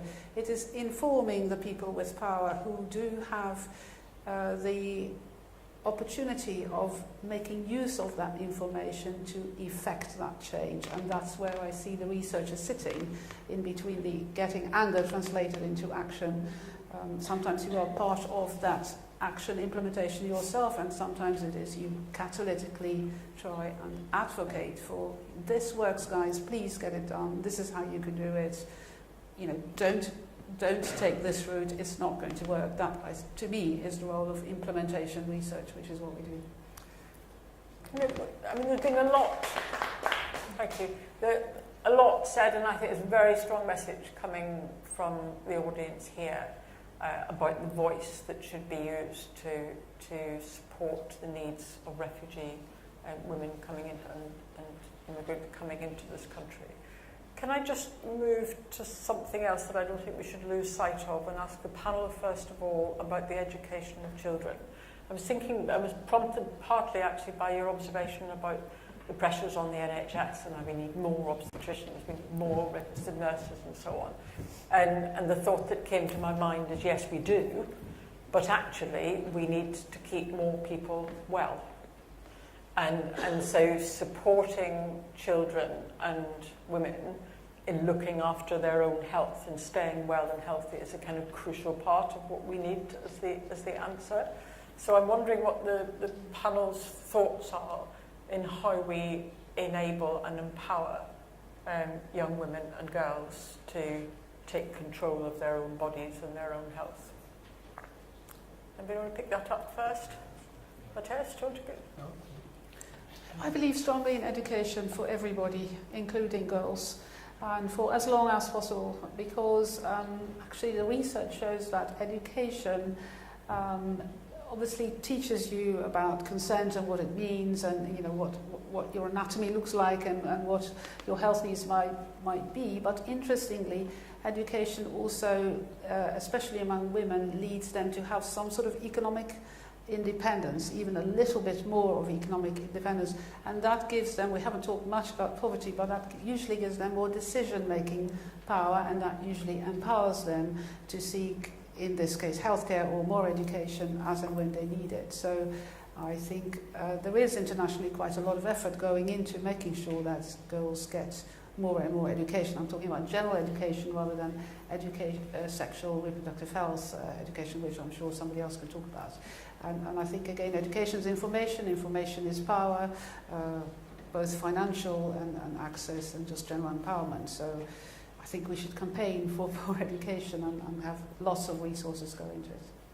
You're from Holland, which I think has a reputation for being kind of less uptight about sexual and reproductive education in schools. Would you say that was fair? And where would you say the UK education system was in terms of... I think it is fair, and I don't think Holland by any means is the perfect example of how to do everything. But I realised when I first came to work in Britain that talking about sex and sex education was more of a almost taboo subject. And certainly there was a big debate about my colleagues, and I wouldn't say how long ago it was because I'm getting older, but let's say up to the middle 90s, about whether you should educate teenagers in school about, sex and contraception and safe sex, but more than that, how do you go about negotiating having sex or not having sex? Whether you could have the contraceptive pill or not, did your mother need to know about it? Would a doctor even provide it? And I found that quite shocking because I did come from a background where this was considered, of course you did this. And I think that is part of the explanation as to why Holland has one of the lowest teenage pregnancy rates. And unfortunately, I think England and we have the highest has teenage the highest. pregnancy rate in Europe. There is some association, and I wish it would be less uptight and more of a something that we need to address through the arts or through school or whichever way. Strikes me as a huge role for the arts here, but I'll come back to you, Shauna Leslie. But I think that's a particularly good example. I mean, Bridget, you were talking about we have a responsibility to get politicians to change. I mean, one of my passions is that it was only in February of this year that the then Prime Minister, despite all the evidence about the value of sex and relationship counselling in secondary schools, decided not to make it statutory. And that's one of the reasons that we have a problem in this country, is because we've sat back and accepted those decisions, and I think we've got to get them revoked. I mean, we do have the highest teenage pregnancy rate in Europe, and I think that is a shocking fact. And to add to that, I'm delighted that the Better Birth maternity review, which I will play my part in helping to implement it, is up and running. But there's another big crisis that's about to hit us, and that is that commissioning for sexual health services is fragmented, and there are many, many women, and particularly young girls, that are falling through the commissioning gaps. And as you will all know, this world now has the largest ever group of adolescents in history. Our paediatric colleagues have done such a fantastic job when vaccines have been so effective that we have got a massive number of adolescents, and I passionately believe we're about to let them down big time. And if we don't manage to educate them as to how they can look after themselves, not just about pregnancy, but about everything else, then we really have let them down.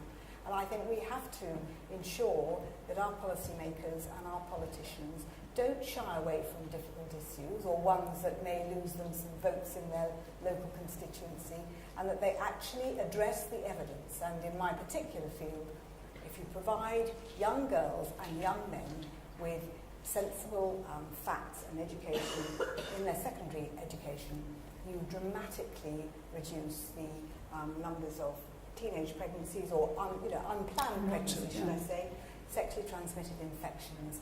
And it doesn't make them go out wildly or wanting to have sex. There are massive, big programs in Holland, in fact in the United States, even in the Midwest, cities which have shown trials that have demonstrated that providing young people with really effective family planning, access to the, if you like, the resources as well as the education, dramatically improves their health and their ongoing lives. And we've got to really lobby for this to happen in this country.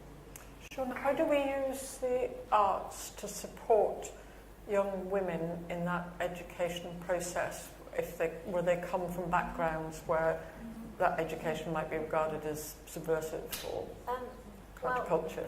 I think this is more of a sort of statement about what I've experienced with the young women that fall through that net. I mean, it's hard for a Bangladeshi girl, Pakistani girl, Hindu girl, anybody from the communities that I've specifically worked with. I can't speak of the other communities that I haven't worked with, but those girls found it difficult to go to the integrated health centres, say for example, where those resources are available. So because then other family members might see them accessing sexual health programs or contraception or all of that. So for me, when we got the stories, it was to try and help them find a way to there. And I think that there is a gap there, and I don't know how to fill that gap for those people who fall through the gap. So I don't know what that is. I can identify it, and I know artists here have all identified it, but it's how then you take them to the next level. Thank you. There's a question waiting. One here. Okay. Hi, it was something that came up earlier on from Leslie actually. The FGM comment shocked me, but this one was about the persuasion and coercion of women and removing their choices, that you would find evidence to persuade them to make a decision for the best of your work rather than for their choice in maternity. No, I don't think I said that. Well, no, I didn't say that. No. I think there's quite a lot of us over this side here that actually recognise that's exactly what you said. I've taken away... So you said that you would persuade people and find the evidence to take away that choice from them so that they would do as you ask? No, I said that the purpose of advocacy was to persuade people to think and act differently. So, right, okay. So think and act differently, but that was for the maternity services benefit rather than for themselves? No, not at all. I wouldn't dream of taking away a woman's choice of where she wanted or how she wanted to live. To clarify, so that's great, because you're in a really good position to remove that patriarchy. You know, that's what really good position. Okay, thank you. So can I just make it? What I was saying was that I believe that the definition of advocacy is to get people to think and act differently, not to remove their choice of how they receive or participate in maternity services. In no way. And the report that Leslie's referring to in that regard, the report that I'd mentioned, Better Births, the report of the National Maternity Review, has advanced several recommendations that really propose that women are advocated for, that women have choices, choice of place of birth, choice of type of birth, choice of personalised budgets. I mean, that there are so many things that we are trying to do through that transformation piece for women who birth in England. So advocacy is an integral part of those recommendations. The onus of responsibility is collective, but actually the woman is placed at the centre of care and her choices will be heard. That's the recommendation of the report. Okay, I want to come back. I'm sort of conscious of time a bit. I want to come back in a few minutes to the central question of this evening. You know, we have had several days of quite extraordinary, powerful theatre from all over the world. And this evening we're having the fourth of a series of panel debates with a very engaged and energetic audience. The question is, what next? And I would like the panel and all of us here to try to think specifically about what next might look like. So while just thinking about that for a moment, there was a question here that we didn't answer, which was about population growth. And forgive me if I didn't get the end of the question quite right, but I think what you were asking was whether the panel thought... No, sorry, I'm going to put words in your mouth. The panel thought... I was just going to ask what kind of strategies are in place to work towards more sustainable birth rates, or and what challenges we might face, because looking at previous strategies which have been used elsewhere, it's had a huge social impact on various populations around the world. Thank you. Okay, Steve, come in there. I think there is a problem with the birth rate. Like, it's not, in many parts of the world, it's going down without any intervention. People are getting wealthier. They just want to have one child and no more. Yeah, that's happening in India also. India and China have reduced their birth rates. In fact, women are perhaps in Africa there are still higher numbers of births. Otherwise, globally, the numbers of births have come down. If you look at it, it's more than persuasion. It's women who have made women and the families have made this decision, because in the old days, if you're a farmer, you wanted 10 sons. So with the high mortality, at least 2 of them survived. With better water and sanitation, immunization, etc., those children survived. And the first thing which happened, which I've noticed when I worked in India, was that women were actually coming on their own for sterilization or whatever it is, family planning, rather than being persuaded. I mean, there are parts of India where things have happened. In Kerala, which Leslie mentioned, I've hardly seen anybody who has had, in fact I should say I've never seen anybody who's had 5 children or more, at least at that time I worked. But as you go up to the north of India, even today you might find the same problem. So there are differences, and when people realize that there is a benefit and they have the choice, the access to whatever is required to make that choice, then they would choose to have smaller families. It's beneficial for them. So yes, I'm worried in some places. I think places like Italy and France and Europe, you're having a population that's coming down. So yes, I'm not sure whether I can answer your question fully, but I think that's being resolved slowly. Okay. Question about population? Yes. Well, yeah. This is actually a question to do with next steps. And next steps. Okay.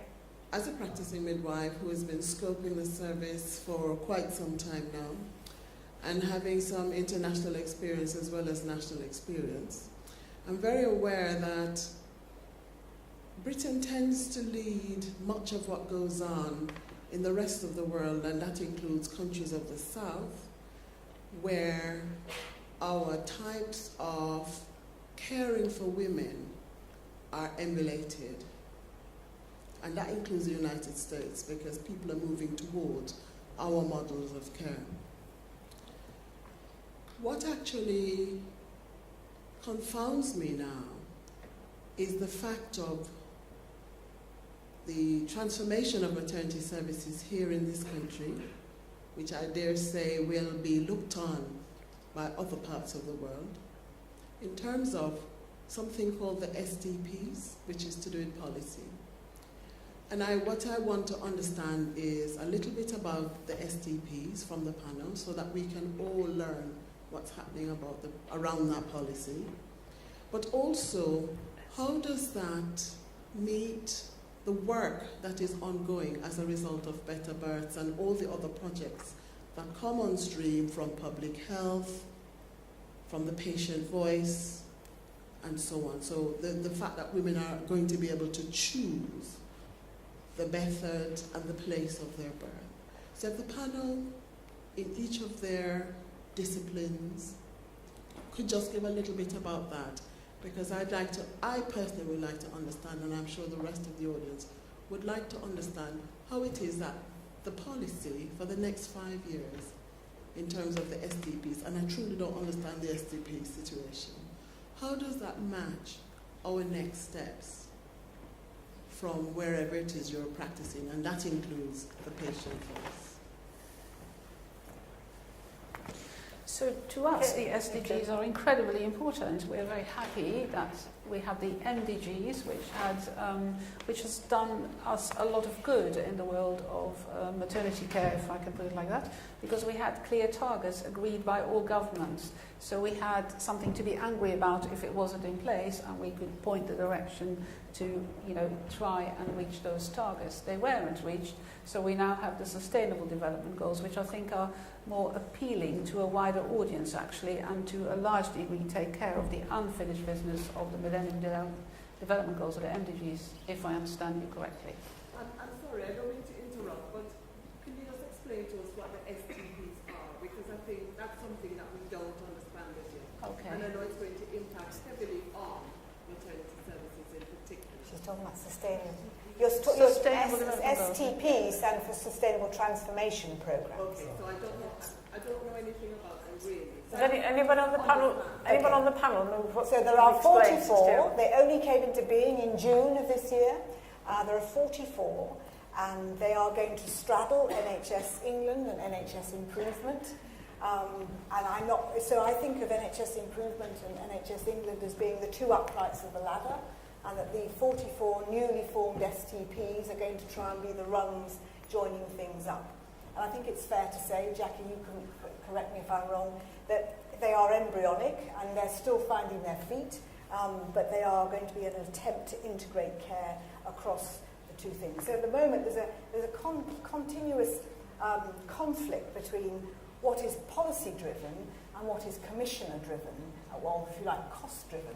And somehow we've got to bridge that gap, and my understanding is that the STPs are going to be the first attempt to do that. Can I just pick up at that point, because I'm conscious I've got I want to take two other questions actually before we turn to legacy. What I would say actually about joining the system up is that anything that makes it easier for the system to join up has got to be a good thing, because one of the problems that we have in this country is that responsibility for population health, for social care and for the care of ill people is divided amongst so many agencies that effective coordination of it is immensely difficult at the moment. Big subject. I'm going to take two more questions if I may. Just here, thank you. Just here and just there. Hi, so this kind of relates to what you're saying at the moment. I'm a social worker, so I look at this obviously from a social work perspective rather than a health perspective. I'm just wondering, and this goes for on a global and a national level, obviously my training relates specifically to a lot of the themes that have been pervasive throughout the plays that we've seen today and throughout this debate around social justice, social inequality, power, people's lack of control in their own situations. And I see my role as being something that's very much based around kind of making people the experts within their own situations and understanding that. So I'm just wondering, do you see good examples of joined up working between health and social care, both here and globally, and can you share what that kind of good practice might look like? And do you see there being, it feels like there's a gap that we're talking about, and I wonder whether or not social work is something that could be more proactive within that gap. I'm just wondering what your thoughts are. Okay, can I with some trepidation comment on that? Greater Manchester, uniquely in the UK, has had all of its NHS budget devolved to a single partnership body. That single partnership body brings together not just the 37 bits of the NHS in Greater Manchester, but it also brings together for the first time those who are responsible for what is normally termed population health and social care. Now that in itself is an extraordinary opportunity. The same accountable body is responsible for all of it. What we're finding at the moment is that particularly the cuts in local government have had a huge adverse effect on the ability of social care to really find a voice and to find power in the debate. And so there is considerable emphasis at the moment of building back that capacity and the capability, which has been lost. A second element, because there are several, a second element of what needs to happen actually is empowering the non-statutory sector, if you like, to be part of the debate and also to have a voice. And so much of the discussion here this evening really screams at the need to bring that social care dimension first and foremost into the debate, so it sits alongside the absolute imperative contributions that the medical profession and the nursing profession and the other professionals have to make to the total solution of our health and social care challenges. It's not an answer to your question, but it's a perspective on the importance of it. We have one final statement here to wrap things up. Thank you. Thank you. I think on the question of legacy, I mean, I'm reflecting a bit about this whole birth project that we've had for this week. And certainly for me, birth is not just about childbirth and maternal mortality and neonatal mortality. Birth is a metaphor. It's about beginnings. It's about hopefulness. It's about birth of a better world.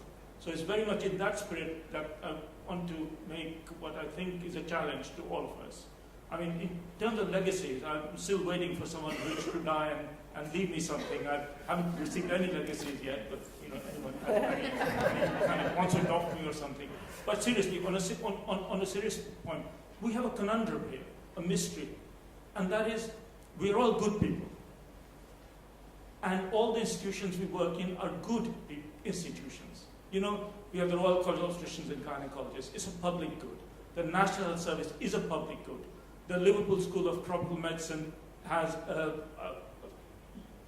world-class legacy of 100 years in this particular area, and so on and so forth. You see, how come then? And I have spent. I'm Professor of Global Health and Humanitarian Affairs. I should introduce myself properly in the University of Manchester, which is a great institution as well. So, and I've spent my life, last 30 years, working for government, working for the UN, working for WHO, and so on. The conundrum I have is, how come so many good people doing so many good things in so many good institutions, how come the sum of the bits don't make a whole? How come very often many of the good things we do actually result in a halving of the good, not a doubling of the good?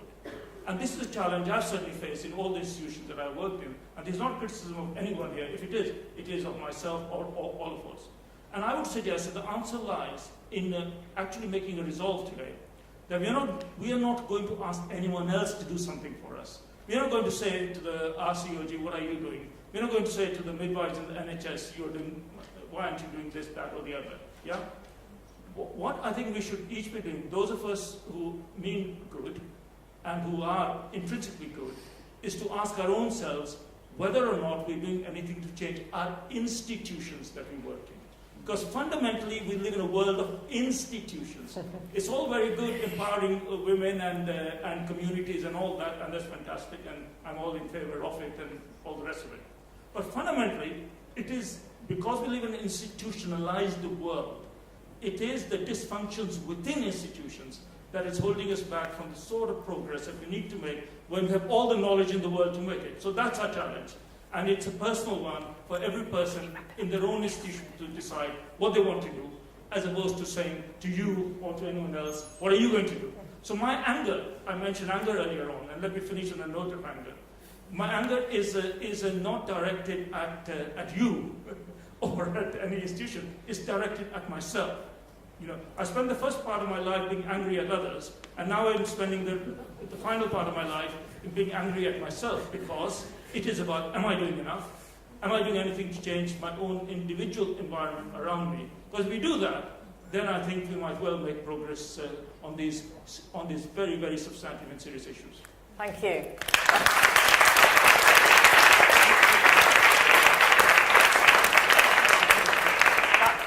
That was so beautifully put that I'm not going to attempt to improve upon it.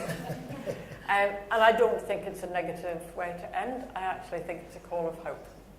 And I think we can all applaud that, or we have just all applauded that. There are two things I would like to do before we finish. I don't know whether you're aware, but we have our 7 playwrights with us this evening, flown in to be here. And I would just love us to pay our respects and give our thanks to them.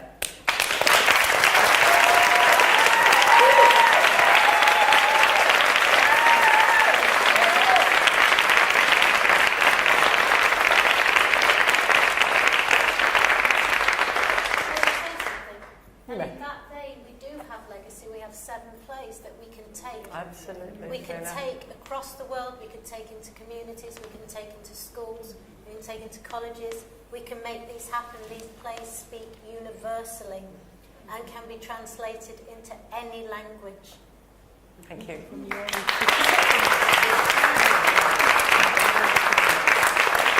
And someone who I know would echo that last sentiment very much, actually, is Michael Oglesby, who's here with us this evening, as he has been throughout the day.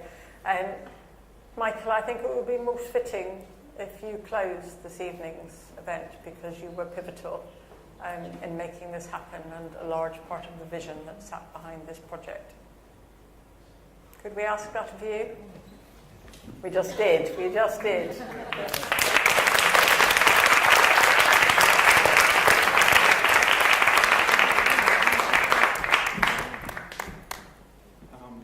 After 11 hours and the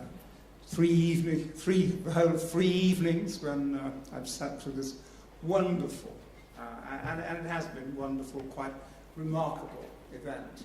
And can I first of all say to all of you, well done for being still here and still being part of this.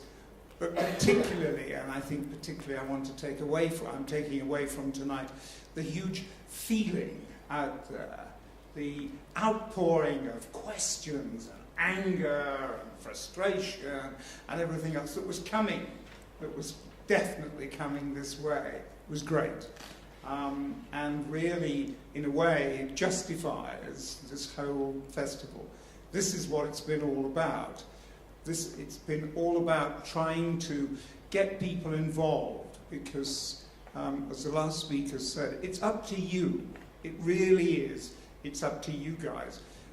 The experts are fine, they have a position, but you know, we've got to really get angry with them. It's that anger that comes through from people that really transforms what you do and how you behave and so I've been delighted with what we've achieved. Having said that, we're quite right. The legacy is so important. It's what we do from now on.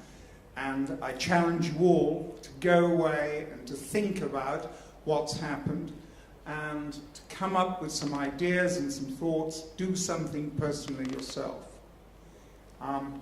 There are so many things that have been talked about tonight that I'd love to go on and talk about myself, but I know you're all desperate and to go home or to get to the bar and have a drink. About the rest of you, I certainly am. But there is just one sort of general point I would make is it's absolutely great as talking about the health issues and how important birth is to this. But you know, there are so many world events that have such an effect on what we're talking about at the moment. As we sit here at the moment We have a society in Syria which had hospitals, which had a system, and we're just systematically destroying it completely. And when one sees that happening in this day and age, we've got to do something about it. And you know, that's just one of the examples of the outside things which are happening, which have such a profound effect on. Anyway, I could go on. Sorry, I'm not going to. I could go on like this. Anyway, I would just finally like to say thank you to everybody that's played their part in organising this. It really, over a very short period of time, I mean, it's something like 15 months that this thing has been put together. It started off as an idea 15 months ago, and here we are having done it, which is a wonderful achievement, and I'd like to say thank you to everybody involved, playwrights, the theatre, everybody. It's been truly marvellous, and thank you. And thank you very much.